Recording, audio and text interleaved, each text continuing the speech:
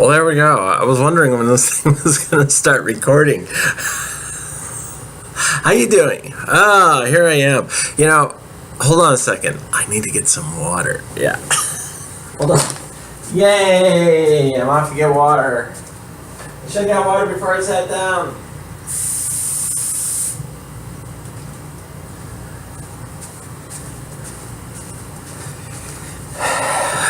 But you got an unobstructed view of the crap behind me. I hope you enjoy it.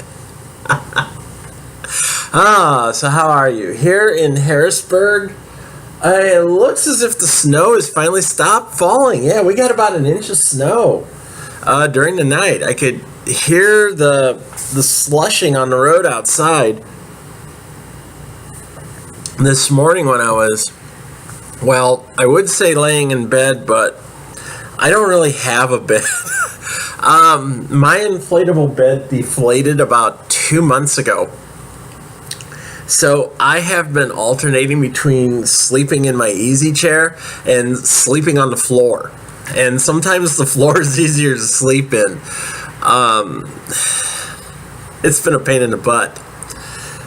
Today also marks the first day that I have been without work for 4 1/3 years, which is kind of disconcerting for me right now because I've been working steadily for over 4 years.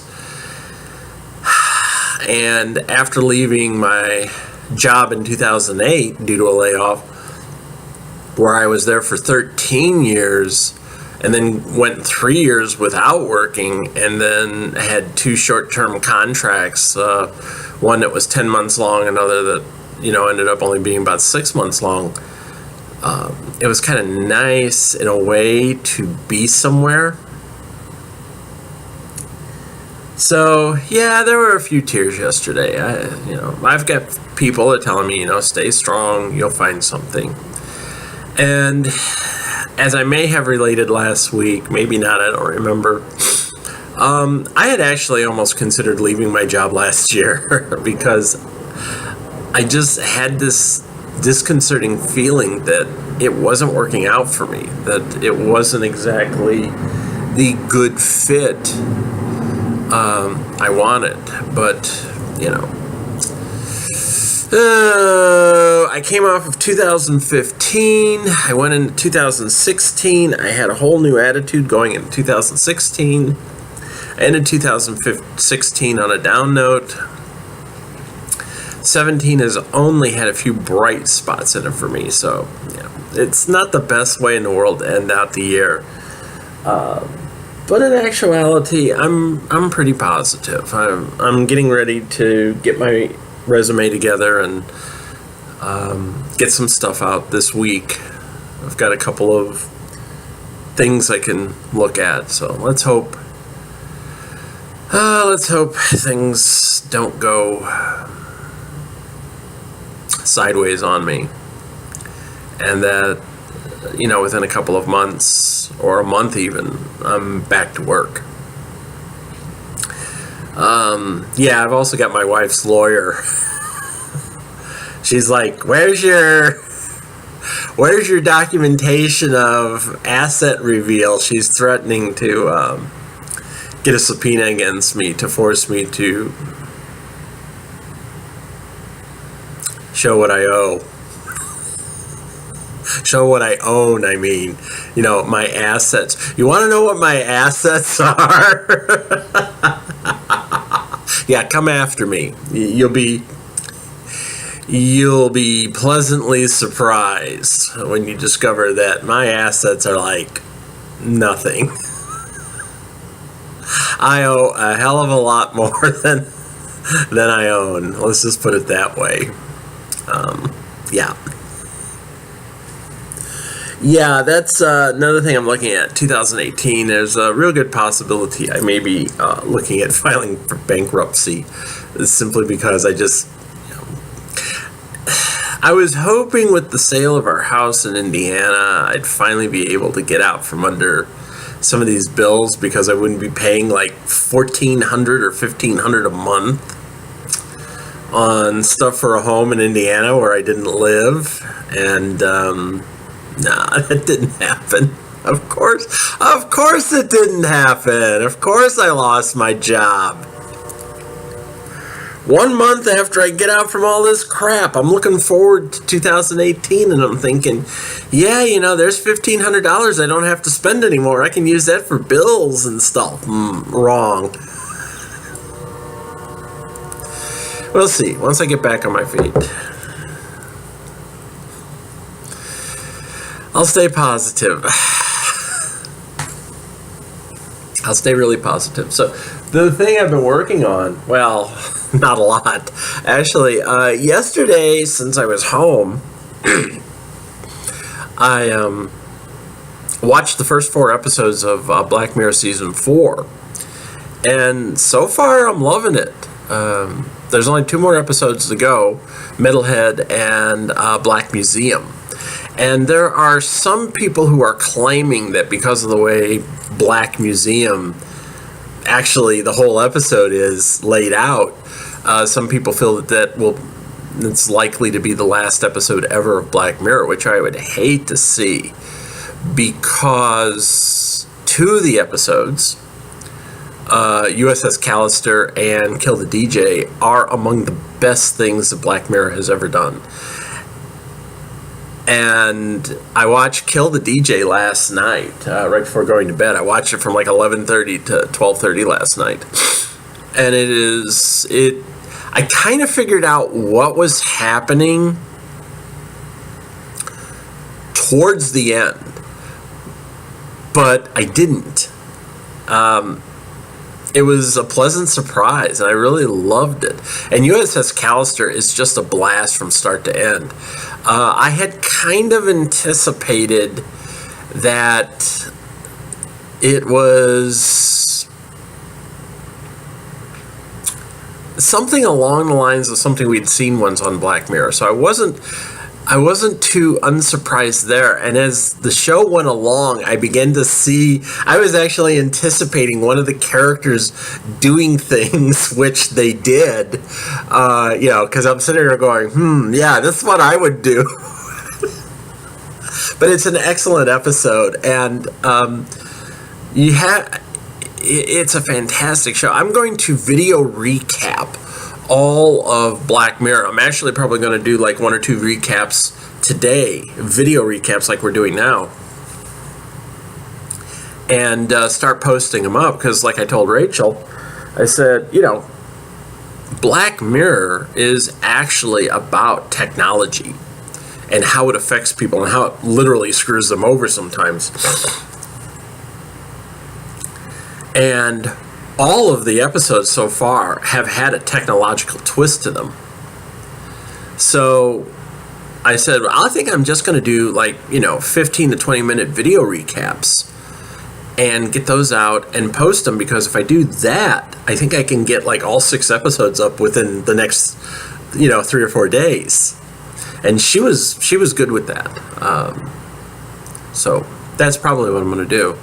But if you can watch Black Mirror Season 4, and if you watch, the first episode is actually USS Callister, and wait for the end. The last couple of minutes had me rolling when I realized who the actor was that they got to play in the final couple of minutes. I was just like, oh my God, this is just perfect, because you immediately develop this mental image of the actor in one of their other character roles, and if you figure out who it is, you'll know instantly what I'm talking about.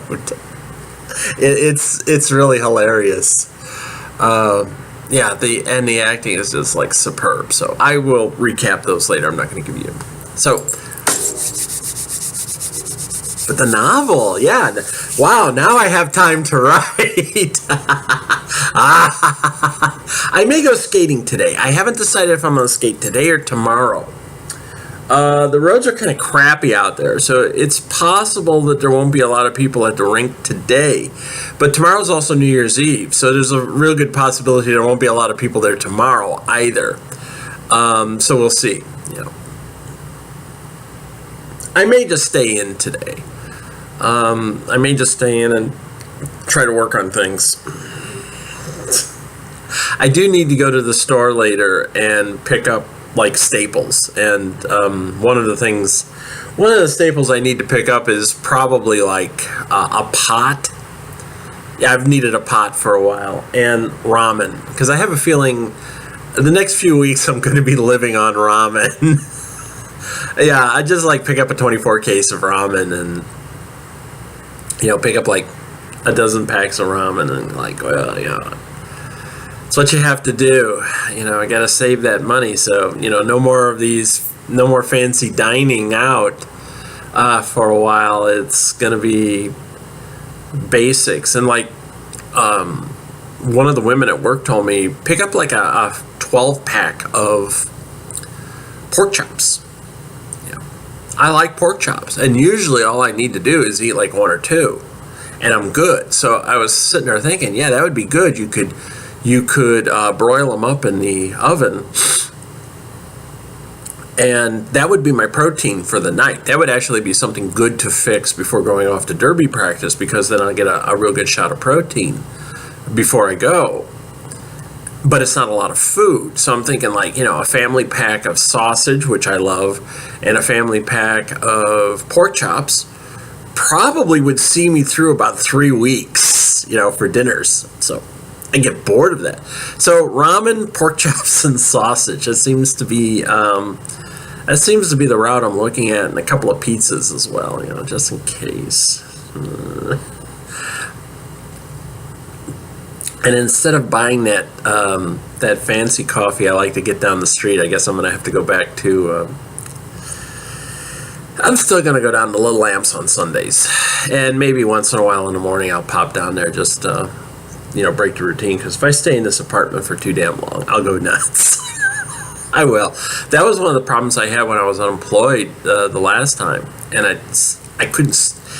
I spent the first year after I was unemployed, 2008 through 2009, without leaving the house. I rarely left the house unless it was to go somewhere with the rest of the family. And after a while, you just get batty. You just start going nuts. So that was when I started taking my laptop out to like restaurants and cafes and stuff like that and began writing. And I may start doing that again here. I may just go down to Little Lamps like midday and grab something simple to eat and have a cup of eggnog or a cup of coffee and call it a day, and work on my writing. That would be a great thing to do. It would be a great habit to get back into. But the thing I have to work on this week is I have to work on Annie and Carrie's vision. And yes, they're going to have a vision. Come on. Don't sit there. Don't sit on the other end of this video watching it and going, I wonder if Annie and Carrie are going to have a vision. God damn it, they're going to have a vision. It's not like a spoiler. Come on. They're going to have a vision. They will. But you want to know what that vision is. And it's going to be a good vision. In actuality, in Deanna's class, Deanna is going to do 3 exercises to force her students to have visions. That'll be 3 opportunities for you to see what sort of god-awful mischief these kids are going to get into. There is one vision, however, that I have thought up that it isn't going to be in this book, but it eventually will end up in one of the novels. And it will be, it'll be quite amazing. But there's going to be something in this vision. There's going to be something in this vision that gets related that I think is going to surprise the hell out of a lot of people. It will. I know it will. I don't have to say I think. It actually will. It's going to surprise the hell out of a lot of people. Yeah. It will. So when they see that part, people are going to go like, "Whoa, are you kidding?" Yeah, they will. I have to work on that. I'm actually anxious to get back to writing.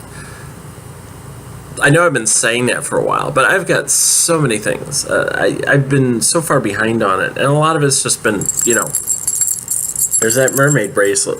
I didn't show you my other mermaid bracelet. See, I have another new mermaid bracelet. I got this gift exchange, yes. But, yes, nice little mermaid scale. Yeah. And I will post a picture, 2 pictures actually, of my new mermaid outfit. Yes, I have a mermaid dress. And I was actually doing squats in it while I was watching Black Mirror last night. I will post both those pictures. So, yeah. But anyway,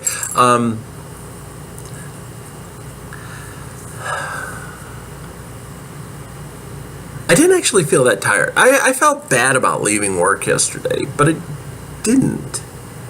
And it's real weird because I've had a lot of people telling me, now you have new opportunities coming.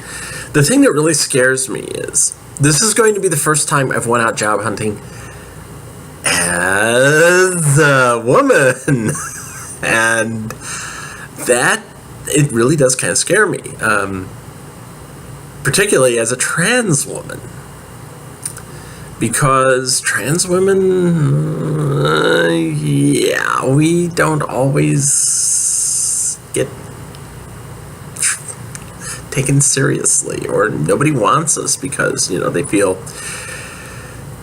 we're not going to be good inside the workplace. Fortunately, I'm a professional with almost 40 years of experience, so I'm hoping that counts for something. About 35 years of experience. But yeah, this will be my first time sending out resumes with Cassidy across the top.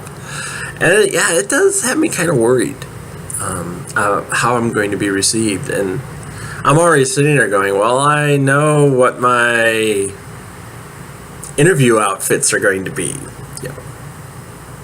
I know what my interview outfits are going to be. I'm going to have to get out those power dresses and, go in there and just wow the shit out of people. I'm going to have to put the makeup on and everything else, and get out there in those power outfits, either my slacks with my heels on, get my lady armor up and go out and interview, which is something I didn't have to do before. I was just, that's like, I gotta get all dolled up, hon. So we'll see where that goes. But yes, getting back to the writing, I really want to get all this writing out of the way and get into the travelogue section. I want to get this part out of the way. Seriously, the visions, the roller derby, the racing. Somebody dropped something across the street. And get the kids ready to go on a trip. And where are they going? Well, we know where they're going. The next part is all trips. It's all, we're going to Pamporovo. Annie's going off with the Guardians. Carrie's going off somewhere in the frozen north. It's going to be an interesting time because you get to see the kids spending 2 weeks together with parental guidance, which will be there. Those parents may not be watching, but remember, they can do Farsight. So it's like, I wonder what the kids are up to out in the lake house.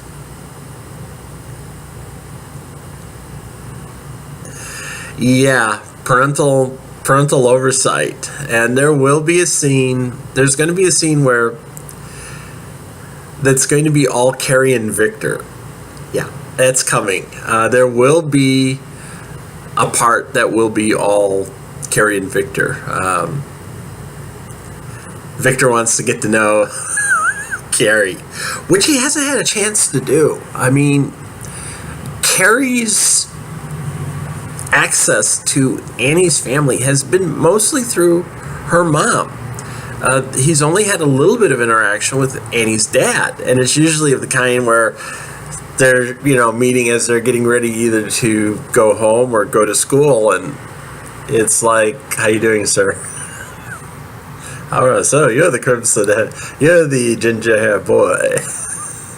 This will be a chance for Carrie,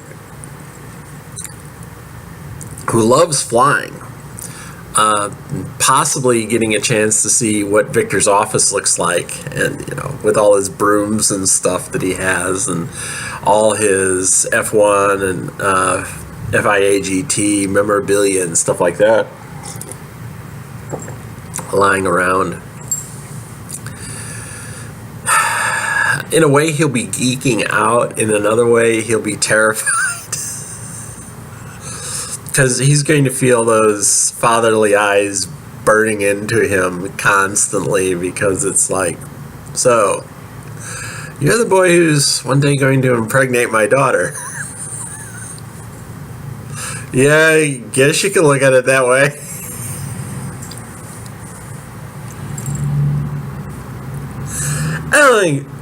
I don't think Victor would quite put it that way, but yeah, Carrie's probably going to be thinking that in the back of his head. It's like, I wonder if he knows. I wonder if he's wondering, is this the boy who's going to get my daughter pregnant? Maybe. Yeah, it'll be a joyous occasion around the house, Kirlovi. Mama, Papa, guess what? I'm going to have baby.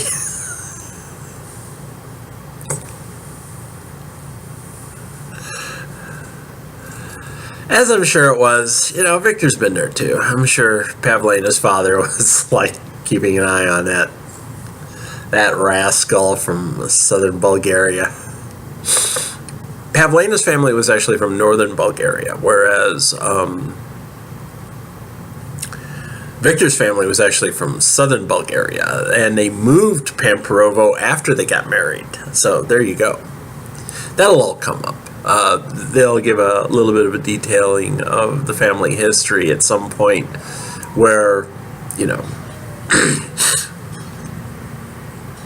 it wasn't always easy for them to get together, even though they were only just a few hundred kilometers away. And we'll see what happens. But yeah, that'll be fun. And then hell out away from the school. It's funny because that part 7, I believe, part 7 travelogues, very little of it will actually take place at Salem. Most of it is going to take place away from the school. In fact, the most you're actually going to see taking place is going to be like right before the Polar Express and then right after the Polar Express. The rest of the time, the kids, they're not going to be home. They're not going to be in the school. It's really going to be an unusual way of looking at the kids, in the sense that they're not within what we would consider the normal environment. We're actually getting to see them kind of out on our own, and for 2 of those chapters, they're completely separated for a few days, which is something that's not happened much, except when Carrie has had to go out on his overnight flights, and then he's only been gone a night. That's it. This is going to be, Annie will be off somewhere and Carrie will be off somewhere, and they'll have no way of possibly ever getting in touch with each other. So it'll be interesting, and then we'll start winding it down, but there's going to be some stuff that's going to come up later, including one of the worst days my kids will ever go through. Yeah. Oh boy, am I going to torture those kids. It's going to be bad. I say that now laughing, but I really feel sorry for my kids because of all the shit I'm going to put them through.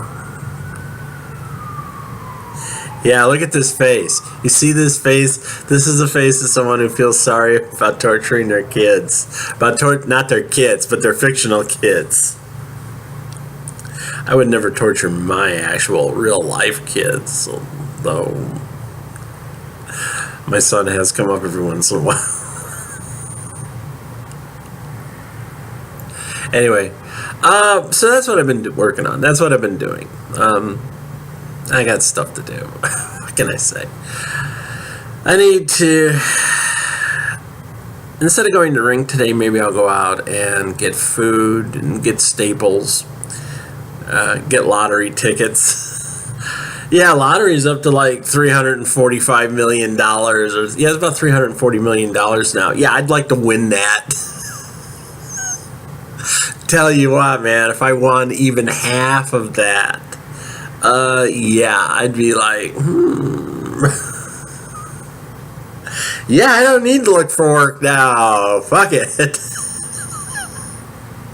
I don't need to look for work. Fuck it. I'm done. I'm out of here. Woo. Yeah, that would be nice. Even if I had to lose half of it to my soon-to-be ex-wife, it'd still be worth it. Because I'd still walk away with about $10 million.